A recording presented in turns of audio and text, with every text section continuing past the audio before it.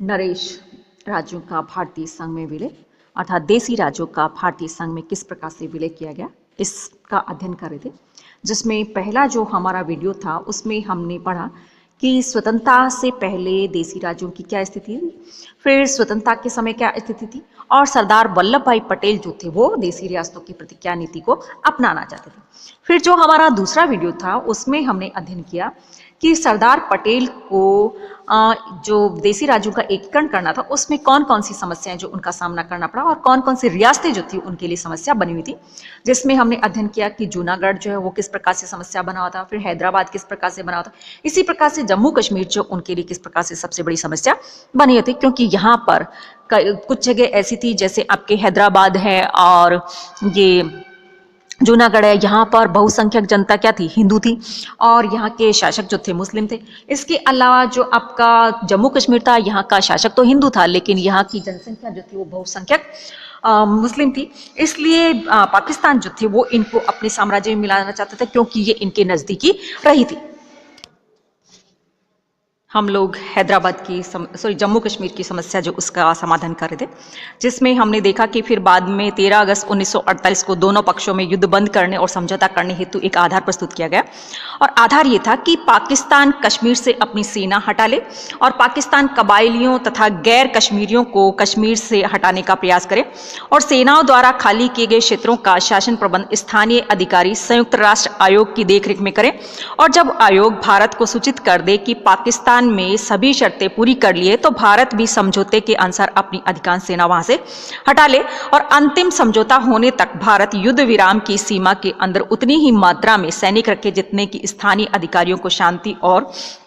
व्यवस्था को कायम रखने के लिए आवश्यक हो। इन सिद्धांतों के आधार पर दोनों पक्षों की लंबी वार्ता के बाद 1 जनवरी 1949 को दोनों पक्ष युद्ध विराम के लिए तैयार हो गए और यह भी तय किया गया कि अंतिम फैसला जनमत संग्रह के द्वारा किया जाएगा और इसके लिए एक अमेरिकी नागरिक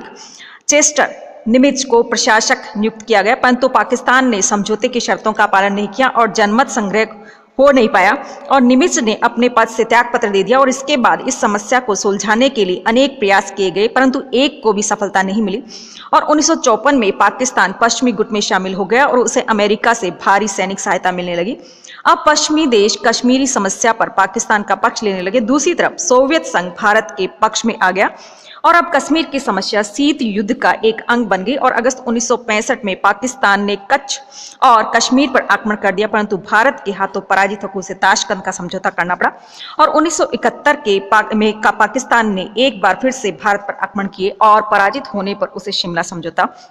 करना पड़ा। फिर भी कश्मीर की समस्या अभी तक अधर में पड़ी है और आजाद कश्मीर क्षेत्र पर पाकिस्तान का अवैध कब्जा कायम है और देसी रियासतों में प्रजातंत्रीय व्यवस्था कि भारतीय नरेशों के राज्यों का भारत में सम्मिलित होना एक बड़ी समस्या का प्रारंभिक कदम था। उसका पुनर्गठन जिससे वे शासन की उपयोगी इकाइयां बन सके और वहां प्रजातंत्रीय शासन की स्थापना हो सके, इस समस्या के अन्य पहलू थे और भारतीय संघ में सम्मिलित हो जाने के पश्चात सरदार पटेल इन राज्यों में प्रजातंत्रीय प्रणाली की स्थापना को प्रोत्साहन देना चाहते थे और जब तक भारत पर अंग्रेजों का शासन रहा भारतीय नरेशों को अपने रंग को शासन के लिए केंद्रीय सरकार से समर्थन मिलता रहा और शर्त यह कि भारतीय नरेश अंग्रेजों की सर्वोच्च सत्ता के प्रति निष्ठावान बने रहे। परंतु स्वतंत्र भारत की केंद्रीय सरकार राजाओं की निरंकुशता का समर्थन करने को तैयार नहीं थे,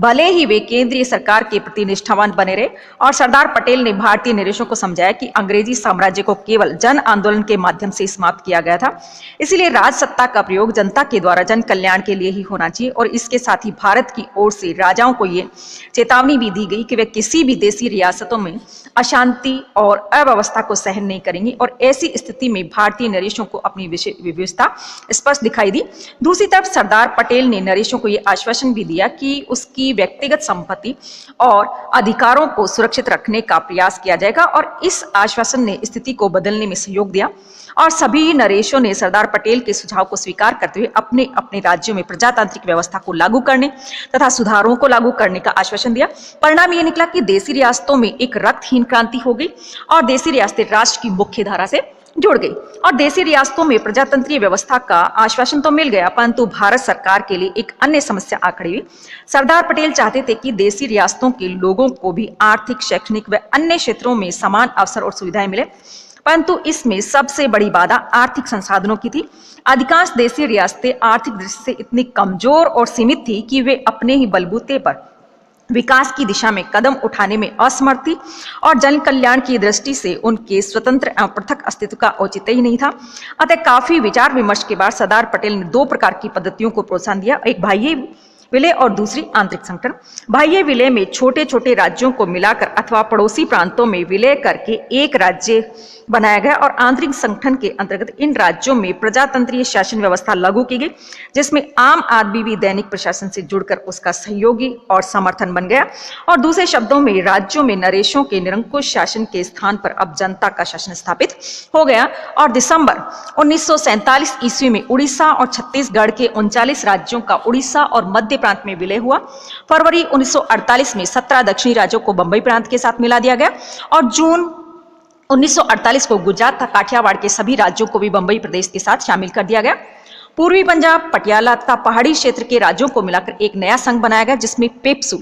कहा गया और इसी आधार पर मत्स्य, विंध्य प्रदेश और राजस्थान का निर्माण किया गया और कुछ क्षेत्रों को केंद्रीय क्षेत्र बना दिया गया जिनका प्रशासन केंद्र चलाएगा। और इस प्रकार से स्वतंत्रता के बाद भारत में 4 प्रकार के राज्य बन गए। संविधान में प्रांत शब्द हटा दिया गया और देशी रियासतों तथा प्रांतों दोनों के लिए राज्य शब्द का ही प्रयोग किया गया। इनमें क, ख, ग और घ श्रेणी में के राज्य कहा गया और क श्रेणी के अंतर्गत भूतपूर्व ब्रिटिश प्रांतों को रखा गया। इनकी संख्या 9 थी, जैसे असम, बिहार, बंबई, मध्य प्रदेश, मद्रास, उड़ीसा, पंजाब और उत्तर प्रदेश और पश्चिमी बंगाल थे। ख श्रेणी के अंतर्गत कुछ संघ तथा बड़ी बड़ी देशी रियासतों को रखा गया जिनकी संख्या 8 थी और ये थी हैदराबाद, जम्मू कश्मीर, मध्य भारत, मैसूर, पटियाला तथा पेप्सू, राजस्थान, सौराष्ट्र, त्रावणकोर तथा कोचीन। ग श्रेणी के अंतर्गत निम्न राज्यों को शामिल किया गया: अजमेर, भोपाल, कुर्ग, दिल्ली, हिमाचल प्रदेश, कच्छ, विंध्य प्रदेश, मणिपुर और त्रिपुरा। घ श्रेणी के राज्यों में अंडमान और निकोबार द्वीप को शामिल किया गया। क और ख श्रेणी के राज्यों में पूर्ण उत्तरदायी सरकार स्थापित की गई, परंतु ग श्रेणी के राज्यों में कुछ नियंत्रित उत्तरदायी सरकार की स्थापना की गई। घ श्रेणी के राज्यों की प्रशासन व्यवस्था केंद्र के अधीन रखी गई और इस प्रशासनिक असमानता के अलावा अन्य सभी मामलों में सभी राज्यों के साथ समानता का व्यवहार किया गया। और देशी रियासतों के विलय से भारत में एक शक्तिशाली संघ की स्थापना हो गई और देश की एकता के लिए अंग्रेजों को खतरा उत्पन्न कर गए थे, वह दूर हो गया। और यह काम जिस शांति और शीघ्रता से शुरू हुआ उसकी आशा किसी ने भी नहीं की थी। सितंबर 1948 में पंडित जवाहरलाल नेहरू ने कहा था कि यदि मेरे से कोई व्यक्ति 6 महीने पूर्व ये पूछता कि अगले 6 महीने में क्या होगा, तो मैं भी ये नहीं कह सकता था कि अगले 6 महीने में इतने जल्दी परिवर्तन होंगे। इस परिवर्तन का श्रेय सरदार वल्लभ भाई पटेल को ही जाता है, जिन्होंने अपने परिश्रम और सूझबूझ के साथ भौगोलिक, राजनीतिक और आर्थिक दृष्टि से भारत के एकीकरण को पूर्ण कर दिखाया। और भारत के एकीकरण के महत्व की समीक्षा करते हुए माइकल ब्रेचर ने लिखा है कि केवल 1 वर्ष में 5 लाख वर्ग मील और 9 करोड़ आबादी भारतीय संघ में मिल गई और यह एक महान रक्तहीन क्रांति थी जिसकी तुलना कहीं भी इस शताब्दी में नहीं मिलती। और इसकी तुलना 19वीं शताब्दी में बिस्मार्क द्वारा जर्मनी में और काबूल द्वारा इटली में किए गए एकीकरण जो उसी से की जा सकती। तो इस प्रकार से ये जो समस्याएं जो थी उनका समाधान किया गया और जल्द से जल्द देशी रियासतें जो उनका एकीकरण किया गया।